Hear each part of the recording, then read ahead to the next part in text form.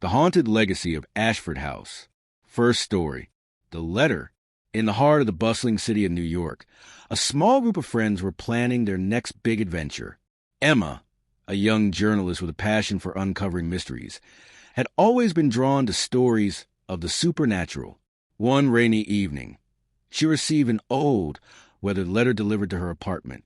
It was an invitation to a place called Ashford House, located in the forgotten outskirts of the city. The letter simply read, "Come and discover the truth, but beware, some truths are better left untold."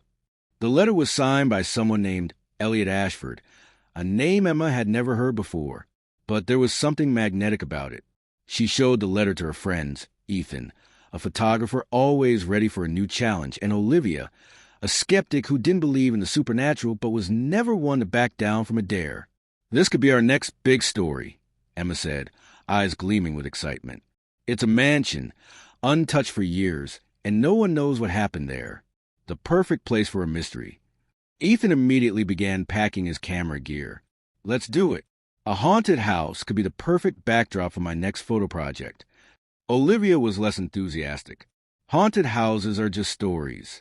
You really think we should waste our time on this?" Emma grinned. "We won't know unless we go." And so the plan was set.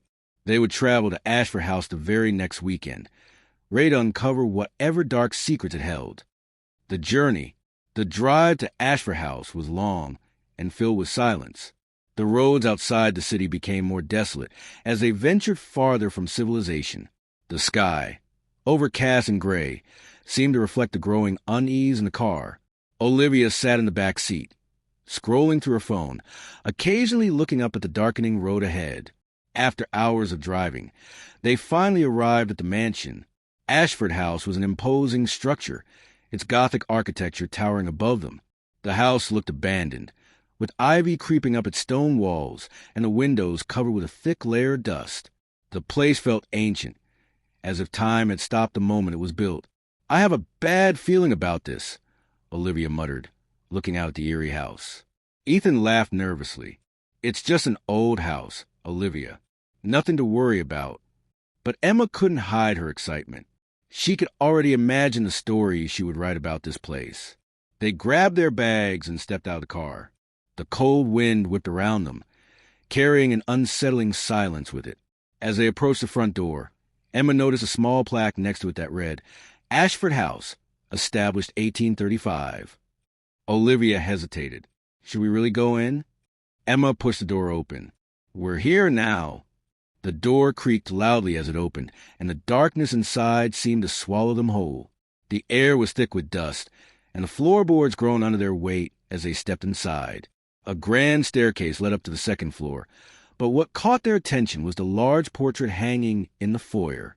It was a painting of a man dressed in Victorian-era clothing, his eyes staring directly at them.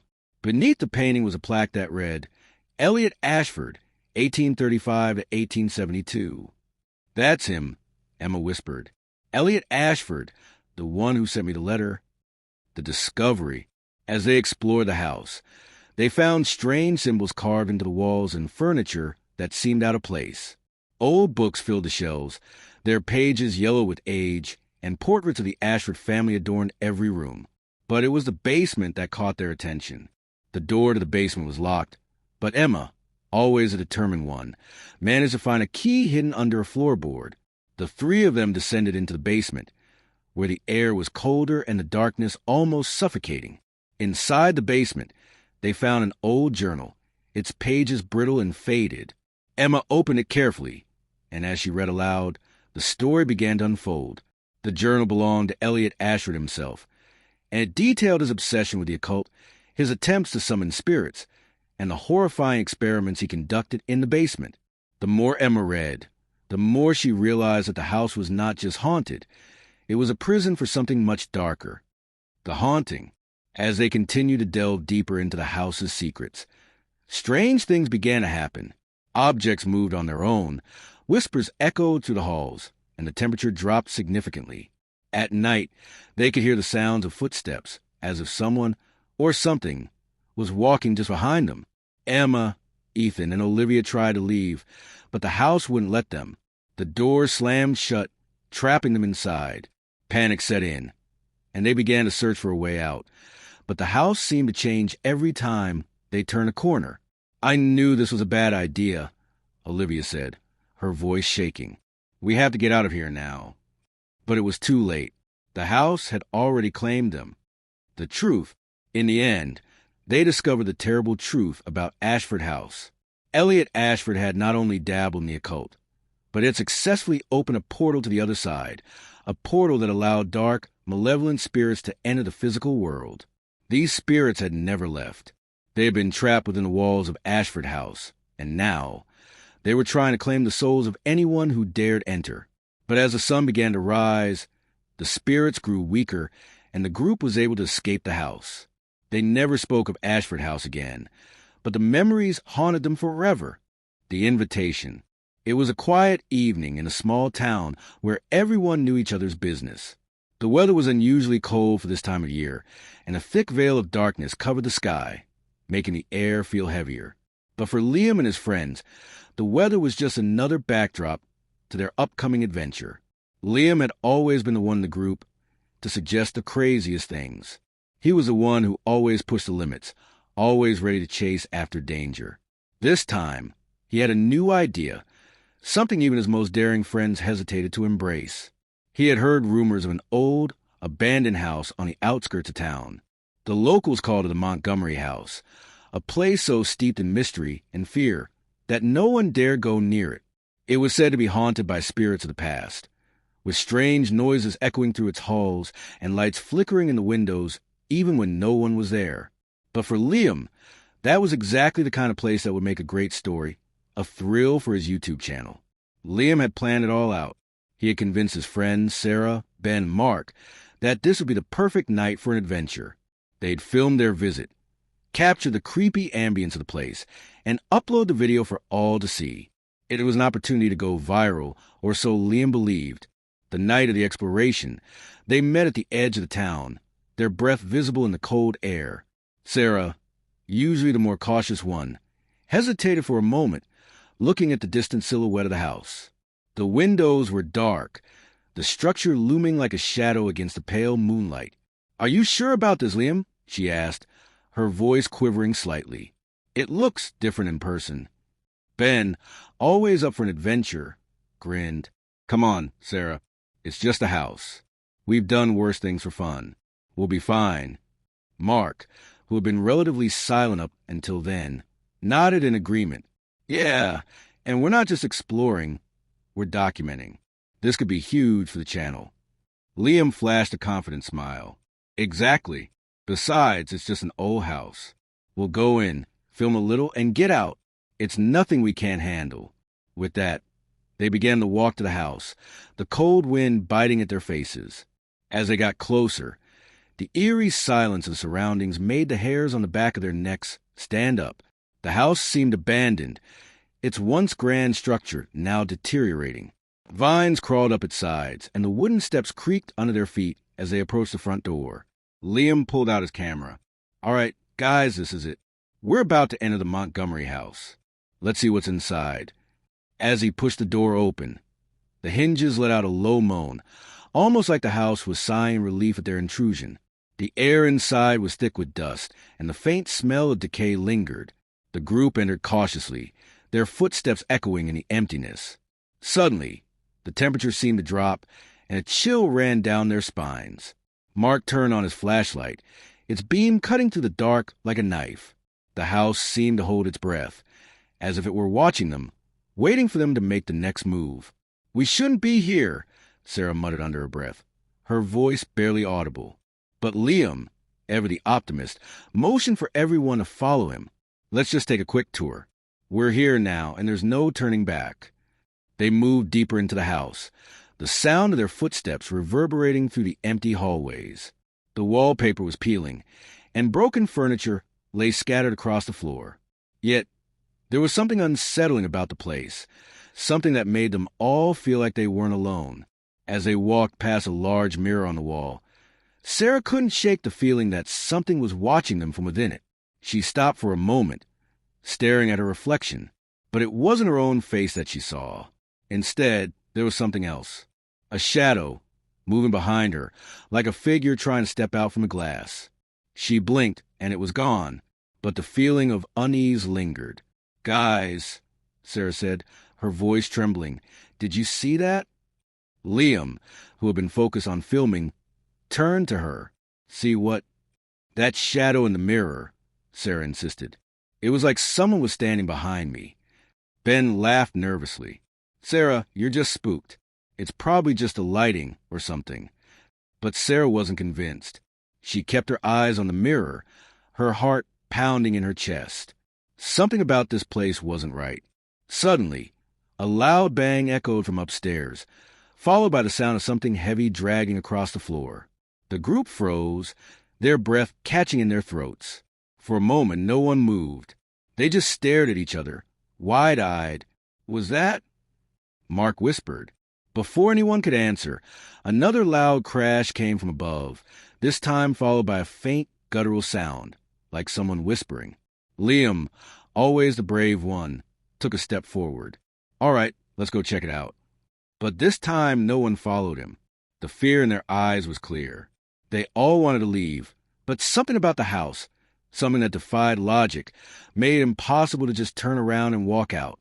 Second story, the echoes of the old mansion adaptation, the wind was barely a whisper as Sanaa unlocked the door to her new room in the crumbling mansion. It wasn't much, a narrow space with peeling wallpaper, a creaky bed, and a single window overlooking the overgrown courtyard. But it was cheap.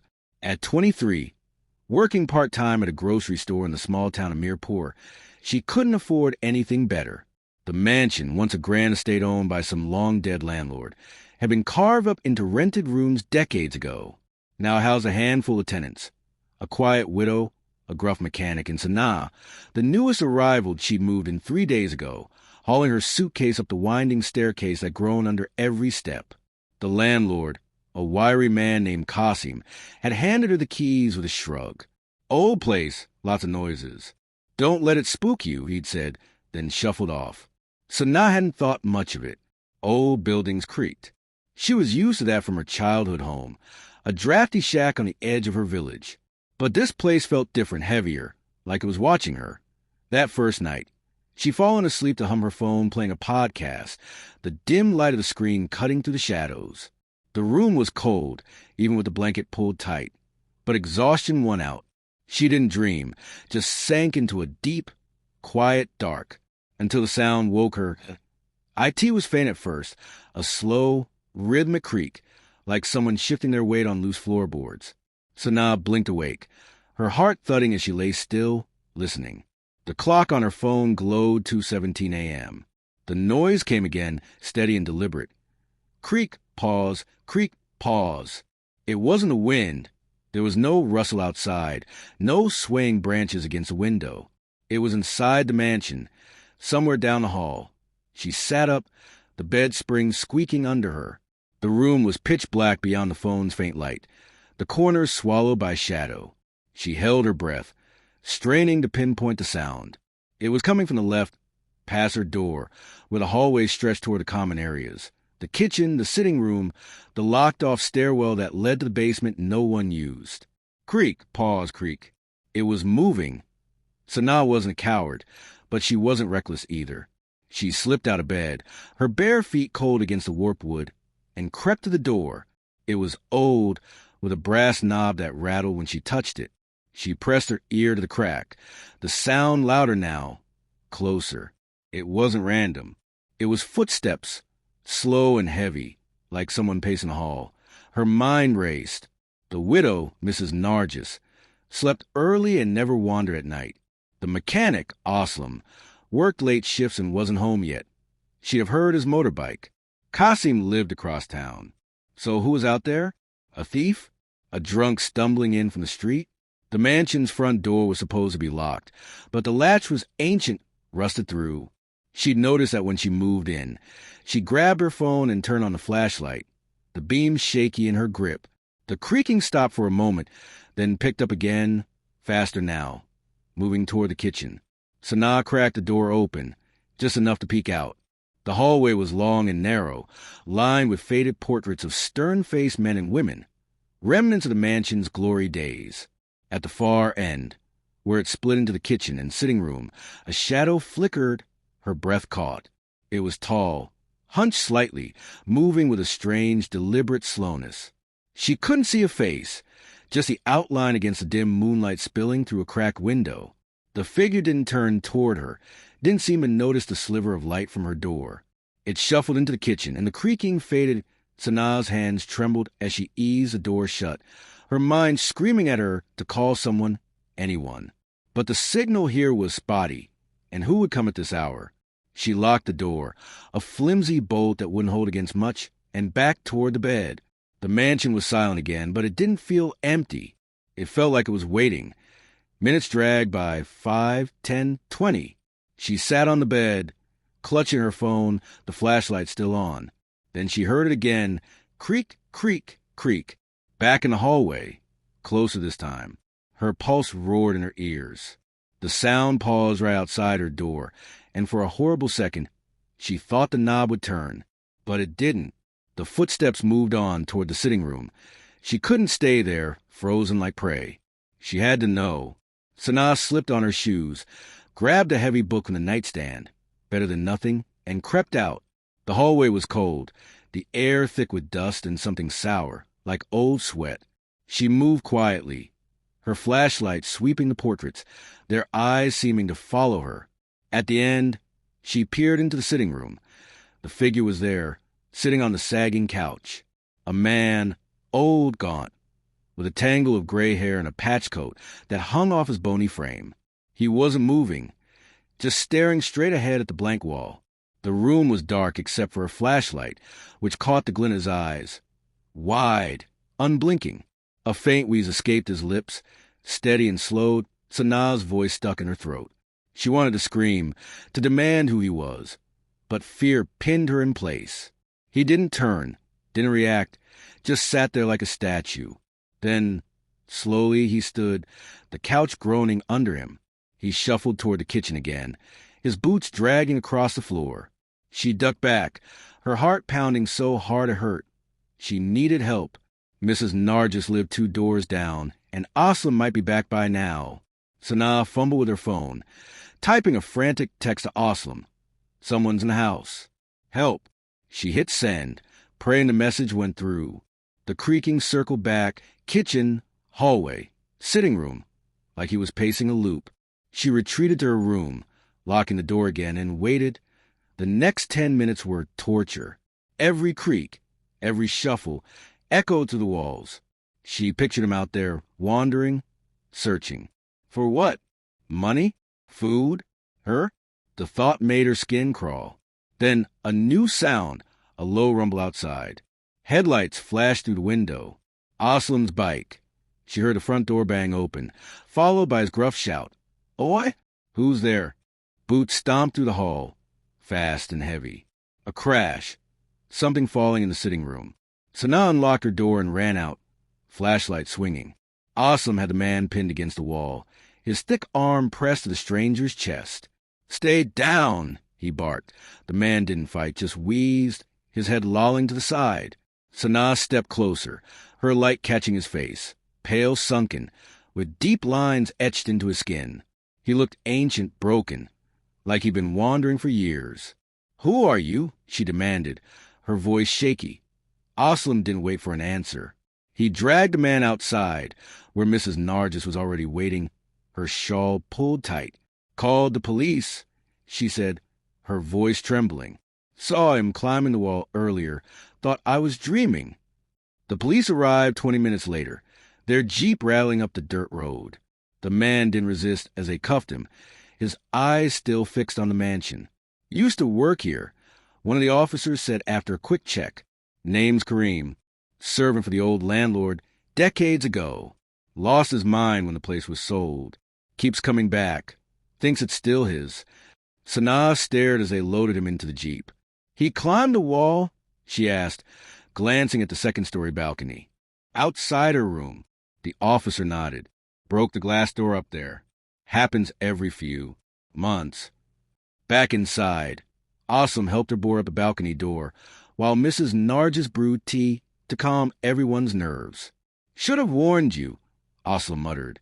This place is cursed with its past. Sanaa didn't sleep that night. She sat on her bed, the flashlight on, listening to every creak, every whisper of the wind. The mansion wasn't just old, it was alive with ghosts of its own making. And though Kareem was gone, she couldn't shake the feeling that something else was still out there, waiting in the shadows. 3-story The Lantern in the Shadows adaptation, the air was thick with the smell of diesel and damp earth as Arif leaned against the counter of his uncle's tea stall. It was a small, rickety structure on the edge of a dusty rural town called Chukri, perched along a highway that snaked through the plains. The stall was little more than a wooden shack with a tin roof, its faded sign reading Chacha's Chai in peeling red paint. At night, it glowed faintly under a single bulb dangling from a wire, casting long shadows across the cracked concrete floor. Truck drivers and late-night travelers stopped here for a quick cup of tea before disappearing back into the darkness, their headlights slicing to the fog that often rolled in after midnight. Arif was 19, lanky and restless, with dark circles under his eyes from too many late shifts. He'd taken over the stall for his Uncle Jamil, who'd been bedridden with a cough for weeks, just a few nights. His uncle had croaked from beneath a pile of blankets. Keep the pot boiling, and don't let the place fall apart. Arif didn't mind too much. Chukri was a sleepy town, and the stall was quieter than the chaos of his family's cramped house. Plus, the extra cash helped. But tonight, something felt off. That IT was past 1 a.m., and the highway was silent. The last truck had rumbled by an hour ago, its horn blaring as it vanished around the bend. Arif sat on a stool, scrolling through his phone, the blue light illuminating his bored expression. The tea kettle hissed faintly on the stove, and a cold breeze slipped through the gaps in the wooden walls, making the bulb sway. Behind the stall was a row of old shops, shuttered, crumbling relics of a time when Chukri had been a busier stop. Their windows were boarded up, and vines had started creeping over the brick. Arif barely noticed them anymore. They were just part of the scenery. Then he heard it, a soft thud, like a foot stepping on loose wood. He froze, his thumb hovering over the screen. The sound came again, sharper this time, from somewhere behind the stall. He set the phone down and leaned forward, straining to listen. Chukri was too small for stray dogs or late-night wanderers, and the truckers never lingered. Maybe a rat? The shops back there were full of junk, old crates, rusted tools, broken furniture. It wouldn't be the first time something scurried around. He grabbed a broom and stepped outside, the cold biting at his knuckles. The night was pitch black beyond the stall's faint glow, the stars hidden by a thick layer of clouds. He flicked on his phone's flashlight and aimed at the row of shops. The beam danced over cracked walls and shattered glass, but nothing moved. "Who's there?" he called, his voice cracking slightly. No answer, just the wind rustling the dry grass. The thud came again, louder, from the shop farthest to the right. Arif's heart kicked up a notch. He wasn't superstitious. Uncle Jamil's ghost stories had stopped scaring him years ago. But this wasn't right. He edged closer, the broom gripped tight. The shop's door was ajar, its rusted hinges creaking as the breeze nudged it. Inside, he caught a flicker, a faint, yellowish glow, like a lantern swinging in someone's hand. It vanished as quickly as it appeared. Arif stumbled back, his breath fogging in the air. "Hey!" he shouted, louder this time. "Come out, or I'm calling the chowkidar." The village watchman, old man Bashir, lived a few streets away, though Arif wasn't sure he'd hear him from here. Silence answered him again. He waited, the broom trembling in his hands, but the light didn't return. Maybe he'd imagined it. The night played tricks sometimes, especially out here where the shadows stretched too long. Back inside the stall, he locked the door, a flimsy latch that wouldn't stop much, and tried to shake it off. He turned up the radio, letting a crackly folk song fill the silence, and busied himself wiping down the counter. But his eyes kept darting to window, half expecting that glow to reappear. Around 2 a.m., the door rattled. Arif jumped, nearly knocking over the kettle. A man stood outside, his silhouette blurred by the fogged-up glass. "Chai milti hai?" A hoarse voice called. Arif unlocked the door and peered out. The stranger was tall, wrapped in a tattered brown jacket that hung off his frame. His hair was long and matted, streaked with gray, and his face was caked with dust, like he'd been walking for days. A scarf dangled loosely around his neck, and his boots were crusted with mud. "Yeah, come in," Arif said, stepping aside. The man shuffled in, bringing a whiff of sweat and something sour. He didn't sit, just stood by the counter, his eyes scanning the stall, past the stove, over the shelves, toward the back wall. "1 cup," he muttered, barely looking at Arif. His voice was low, almost a growl. Arif nodded and poured the tea, keeping the stranger in the corner of his eye. "Traveling late, huh? Where you headed?" he asked, trying to sound casual. The man didn't answer.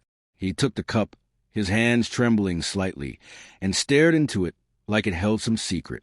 After a long pause, he set it down untouched, turned, and walked out without a word. The door swung shut behind him. "What the hell?" Arif muttered, staring at the steaming cup.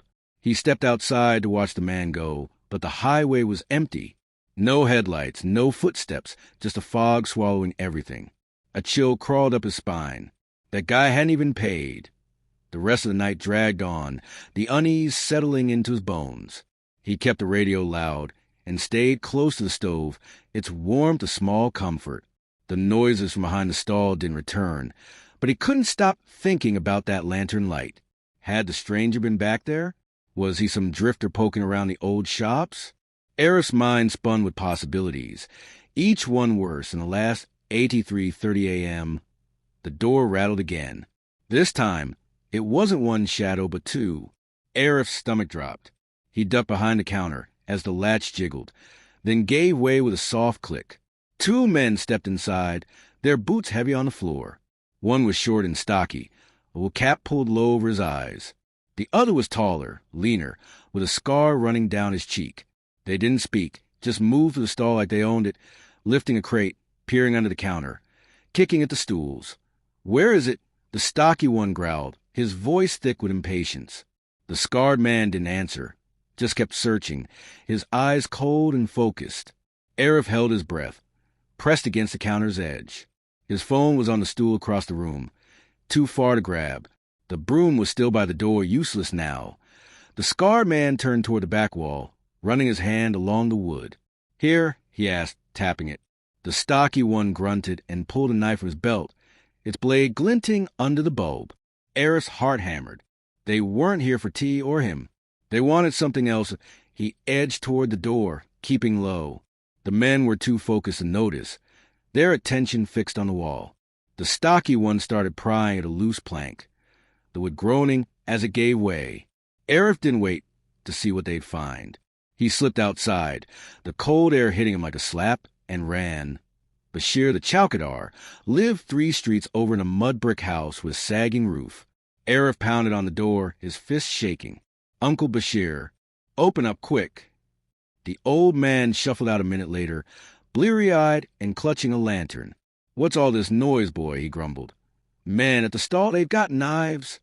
Arif panted. Bashir's eyes sharpened. He grabbed his stick and a whistle, and they hurried back, the lantern swinging in his hand. By the time they reached the stall, the men were gone. The door hung open. The counter was a mess, and the back wall had a jagged hole where the plank had been. Inside the gap was a small, rusted tin box, its lid pried open. It was empty. Bashir cursed under his breath. "Thieves," he spat. "Been hearing rumors about loot hidden around here. Old trucker stash from the 90s. Your uncle ever mention anything?" Arif shook his head, dazed. Uncle Jamil had always been cagey about his past, how he bought the stall cheap, how he'd survived lean years when no one else did. Had he hidden something back there? And if so, why hadn't he told anyone? The next morning, Arif sat with his uncle, the tin box on the table between them. Jamil's cough rattled as he stared at it, his face pale. "Found it years ago," he finally admitted. "Coins, some jewelry, stolen goods, probably. Buried it to keep it safe. Thought I'd sell it one day, but never got around to it." "Did those men know?" Arif asked. Jamil shrugged. "Maybe, maybe not. Word gets around in a place like this." Arif didn't press him further. The stall felt different now, less like a refuge, more like a target. He kept working the shifts, but he never stayed past midnight again.